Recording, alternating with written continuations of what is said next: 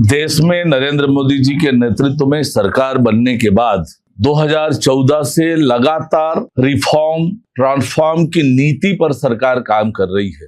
वक्फ संशोधन बिल के राज्यसभा लोकसभा दोनों स्थान पर पास होने के बाद एक बहुत बड़ा रिफॉर्म वक्फ संपत्ति को लेकर होने वाला है। देश में रेलवे सेना के बाद सर्वाधिक जमीन जो है वो वक्फ बोर्ड के पास है। रेलवे के पास 33 लाख एकड़ जमीन है, सेना के पास 17 लाख एकड़ जमीन, तो वक्फ के पास 9.4 लाख एकड़ जमीन है। इतनी बड़ी जमीन, और आप उस जमीनों के मैनेजमेंट के बारे में आप विचार करें तो कुछ चुनिंदा लोगों के कब्जे में वो जमीन है। जिस उद्देश्य के लिए वक्फ का गठन होता है, उस गठन के विपरीत कुछ चुनिंदा लोग उसका लाभ उठा रहे हैं। किसी भी संपत्ति को वक्फ की संपत्ति घोषित कर दिया जा रहा था, चाहे वो सरकारी संपत्ति हो, चाहे वो आदिवासियों की संपत्ति हो, अन्य किसी धार्मिक संस्थान की संपत्ति हो।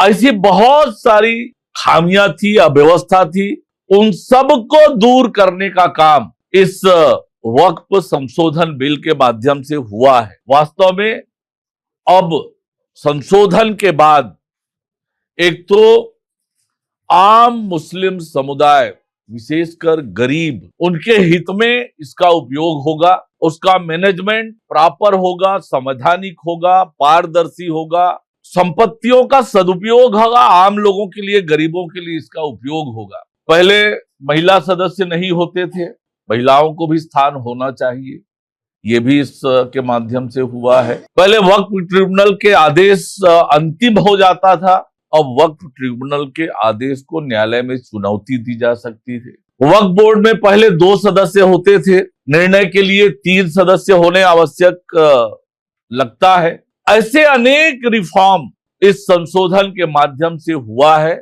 वास्तव में ये नरेंद्र मोदी जी का जो संकल्प है रिफॉर्म और ट्रांसफॉर्म लाने का, उसी की दिशा में ये बहुत बड़ा कदम है।